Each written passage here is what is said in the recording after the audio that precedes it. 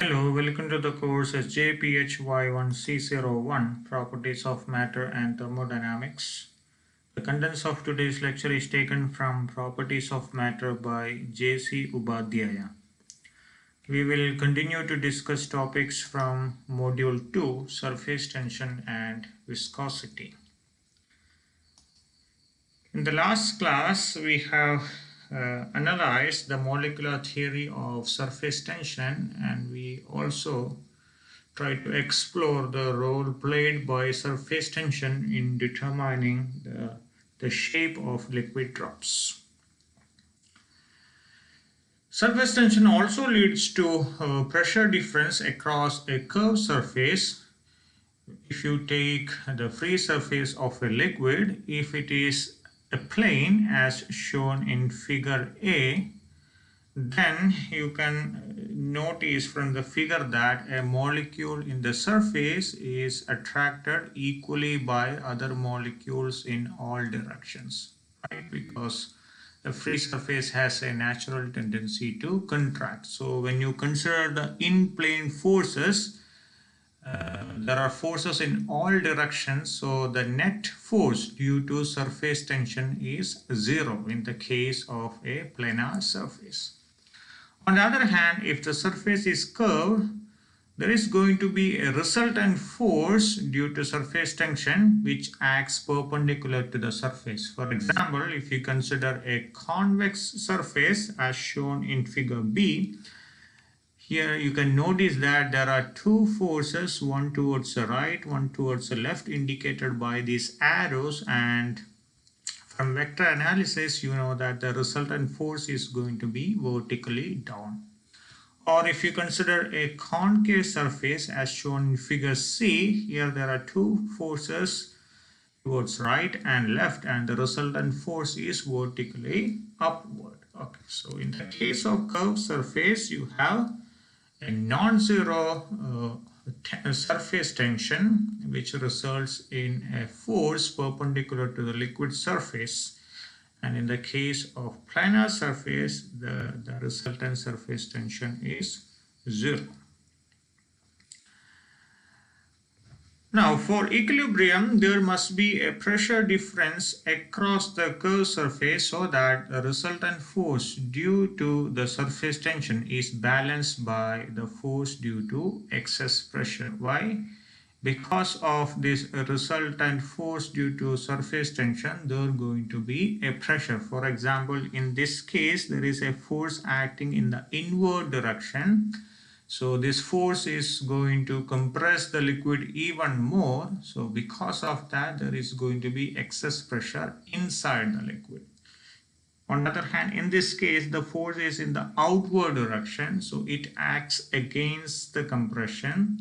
So the volume tries to increase. Consequently, the pressure inside is going to decrease. Okay, so depending on the direction of the surface tension force, there is excess pressure either inside or outside, and at equilibrium this excess pressure needs to be balanced by the force due to surface tension.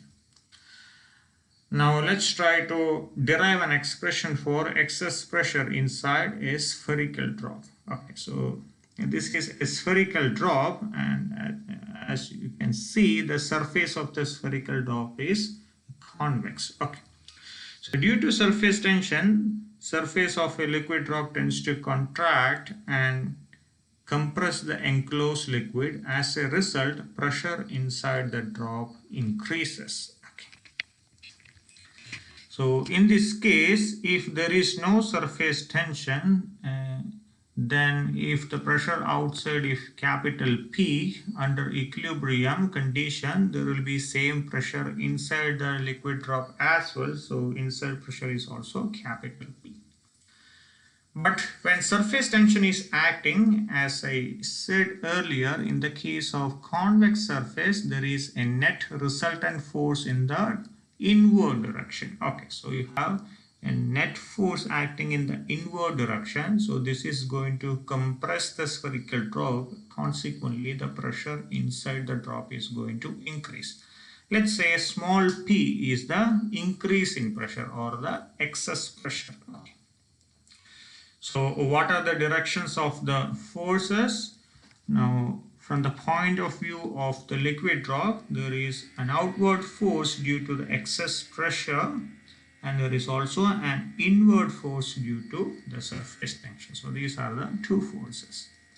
So at equilibrium, the outward force due to excess pressure should be balanced by the inward force due to the surface tension. Okay, so let's try to find an expression for these two forces. Now, so what we do is we will take a spherical drop and cut it into two halves so that the analysis is going to be easier. So this is the horizontal cross section. AB is the horizontal cross section of the spherical drop. And now let's try to analyze what are the forces acting on the surface. So as I said, there is an outward force due to excess pressure. So the outward force on plane AB is going to be excess pressure multiplied by area of the plane face AB, because we know pressure is force by area, so force is going to be pressure multiplied by corresponding area. Excess pressure is small p. This is a circular cross section of radius small r, so the corresponding area is going to be pi r square. So the outward force is p pi r square. Now what is the inward force? Inward force is nothing but the force due to surface tension, and surface tension acts along a line.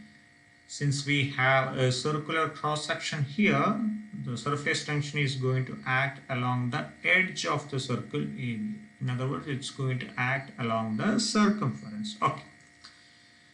And surface tension, from previous class we know surface tension T equal to force per length. So the force is going to be surface tension multiplied by the corresponding length. So here this is going to be surface tension of the liquid multiplied by circumference of the circle AB. Surface tension is T, circumference of circle with radius r is 2 pi r. So the total inward force is going to be 2t pi r. As I said, at equilibrium, the outward force must be balanced by the inward force. So p pi r square equal to 2t pi r. From this, I can get an expression for the excess pressure small p equal to 2t by r. Let's make a similar analysis in the case of an air bubble in a liquid. Okay, so this is an air bubble in a liquid. From the point of view of the liquid surface is concave.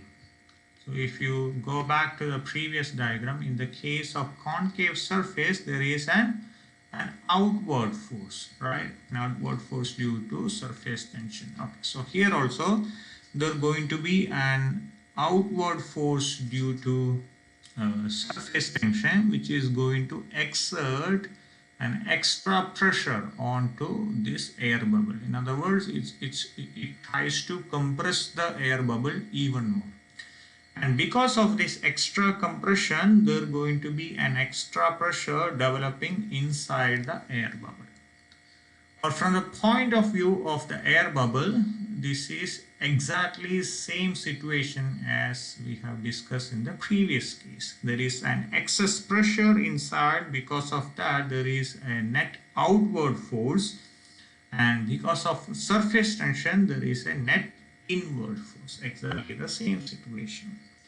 And at equilibrium, the outward force due to excess pressure should be balanced by the inward force due to surface tension. So once again, p pi r square equal to 2t pi r, from which I can write excess pressure P equal to 2t by r. Now let's try to analyze excess pressure inside a soap bubble. Now the case of soap bubble is slightly different from the case of an air bubble, because in a soap bubble there are two free surfaces, one inner surface and one outer surface. Okay. So once again, you take a soap bubble, divide into two half, and let's make our analysis on the cross section AB. So once again, just like the case of air bubble, you are going to have an outer force due to excess pressure and an inward force due to surface tension. Okay. So the outward force is going to be pressure multiplied by area of the cross section, which is pi r square. So even though you have two cross sections, the inner and outer, since the thickness of the soap bubble is extremely small, the inner cross section is almost same as outer cross section. So you consider only one area. So this is P into pi r square. Now we need to calculate the inward force due to surface tension. Now here there is a slight difference because surface tension acts along a line. It acts along the circumference, and we have two surfaces. Consequently, there are two circumferences. Circumference of the inner surface, similarly circumference of the outer surface. So the total force due to surface tension is going to be sum of these two forces. So we have the total force equal to 2 into T2 pi r, where T2 pi r is the force due to one circumference. Okay, so this is the only difference between an air bubble and a soap bubble. The force due to surface tension is double of the force in the case of an air bubble. Okay. Now at equilibrium, these two forces should balance each other. So I can write T pi r square equal to 2 into 2T pi r. From there I get an expression for excess pressure, small p equal to 4T by r. So if you compare it with the previous case, it was 2T by r. Here it is exactly the double.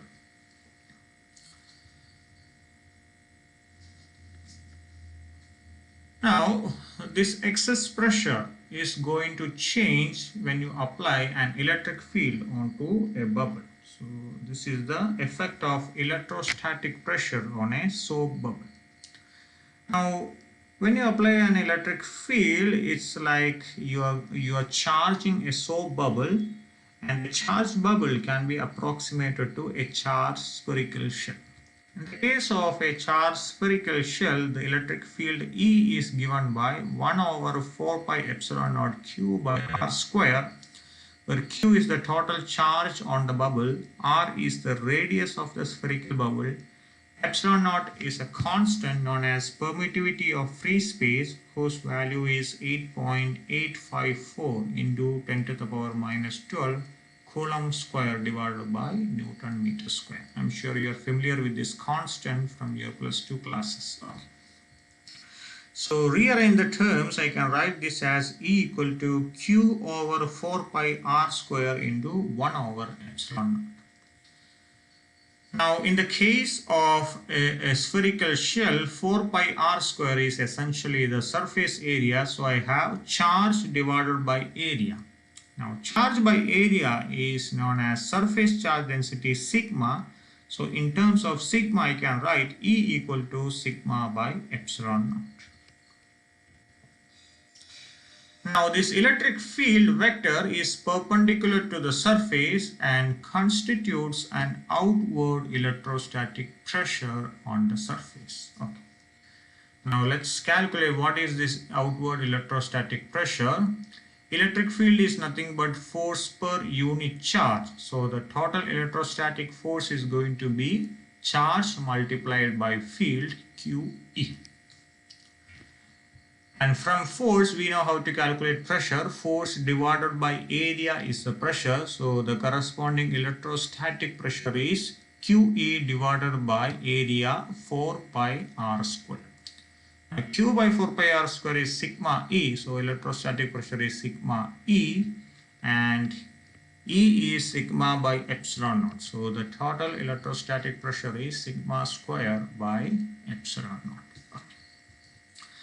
Now look at the direction of the electrostatic pressure. It acts in the outward direction. Okay, so there is a compression due to surface tension from outside, and the electrostatic pressure acts against this compression. In other words, because of this electrostatic pressure, the excess pressure inside the bubble is going to decrease because the electrostatic pressure is acting against the compression. Okay.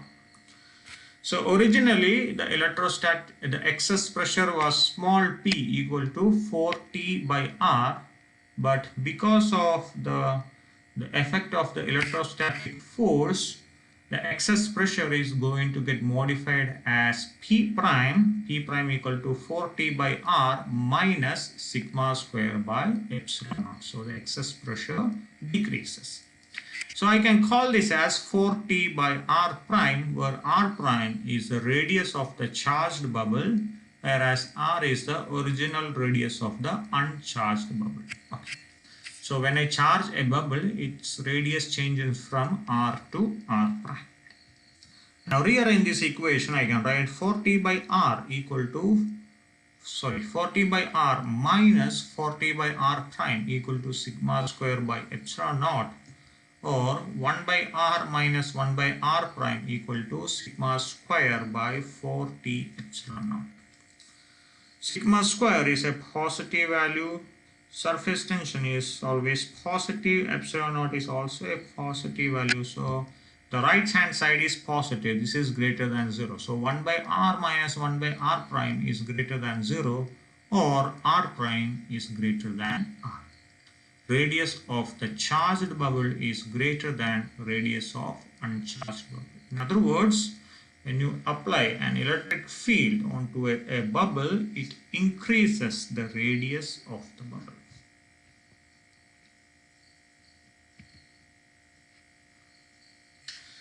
Next, work done in blowing a bubble. As I said in the previous class, surface tension is the amount of work done in increasing the surface area of a liquid by unit. So this is essentially work done per unit area. So work done in creating the film is going to be surface tension multiplied by area of the film. So in the case of a bubble, a soap bubble, since it has two surfaces, the total surface area is going to be surface area of both the surfaces, which is 2 into 4 pi r square. So total work done in creating the film, or work done in blowing a bubble, is equal to 8 pi r square T.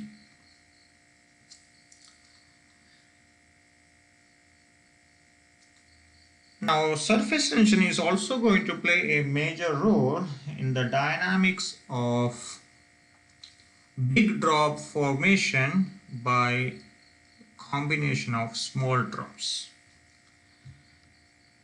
Now, if you take a cube of volume 10 centimeter cube, if you divide this into 10 small cubes, each of volume 1 centimeter cube, here the total volume remains the same, right? You have originally a big cube of 10 centimeter cube. Now you have 10 small cubes of each volume 1 centimeter cube. So the total volume is the same.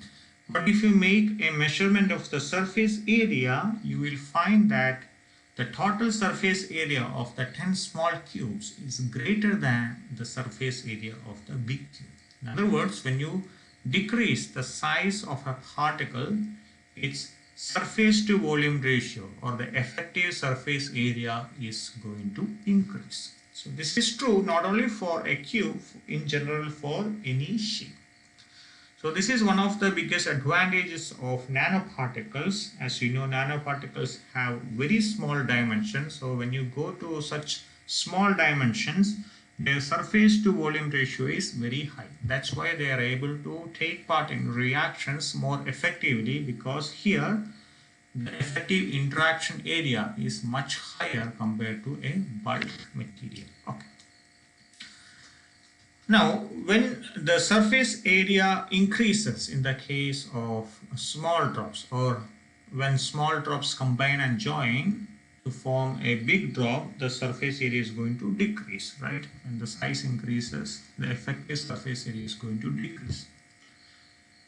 Now, how does it reflect in the potential energy? We know that potential energy due to surface tension is proportional to surface area. So, when small drops combine to form a large drop, the effective surface area is decreasing. In other words, the potential energy due to surface tension is also going to decrease. So I can say when a large number of small drops combine to form a big drop, the potential energy is going to decrease. In other words, the system releases energy due to decrease in surface area. Now consider n small drops of radius r joined together to form a big drop of radius capital R. As I said, the volume remains the same in both cases. So volume of the big drop is 4 by 3 pi capital R cube, and volume of n small drops is going to be n into 4 by 3 pi small r cube. For capital R cube equal to n into small r cube, from this I can write capital R equal to n to the power 1 by 3 into small r. Now let's calculate what is the difference in surface area. Surface area of the big drop is 4 pi capital R square, or in terms of small r, this is going to be 4 pi n to the power 2 by 3 small r square. Now surface area of one small drop is 4 pi small r square. I have n small drops, so the total surface area equal to n 4 pi r square.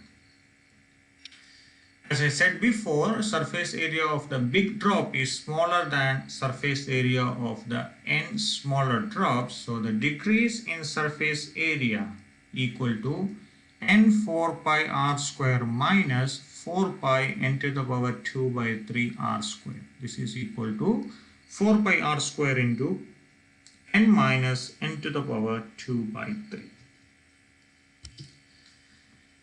Since surface tension is nothing but work per area, work is same as energy. So this is essentially energy per area. So if you want to get energy, you need to multiply surface tension with the corresponding area.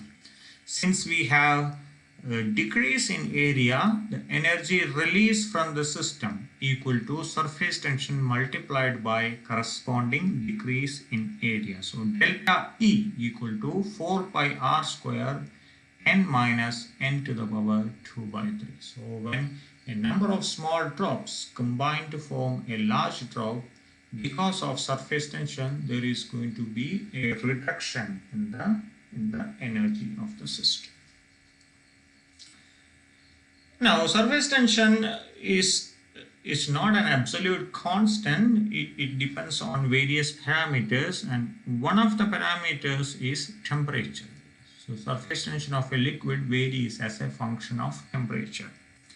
And the expression is given by T equal to T0 into 1 minus alpha T, where T0 is surface tension at 0 degrees Celsius, T is surface tension at a given temperature, small t is the temperature, and alpha is temperature coefficient of the liquid. So here alpha is a positive constant, so you can note that as temperature increases, the surface tension is going to decrease. That's why hot water cleans clothes better compared to normal water because of the lower surface tension. Surface tension of water also decreases when you add soap or detergents. So here what happens is the surfactants or surface active reactants in detergents, they reduce the surface tension so that water sticks to the clothes better and is able to seep through the fibers of the dirty clothes. So essentially water is able to spread over a larger area. This increases the area of influence. That's why compared to normal water, soap water is able to clean clothes better. So in all these cases, it's the surface tension which is playing the role here. So that's about some of the preliminary idea about the molecular phenomenon known as surface tension. So even though we have started with the example of capillary rise, I haven't explicitly mentioned about the relationship between capillary rise and surface tension. So you can do that as an assignment. So what's the role played by surface tension in capillary rise? So that's for today. In the next class, we will discuss about viscosity. Thank you.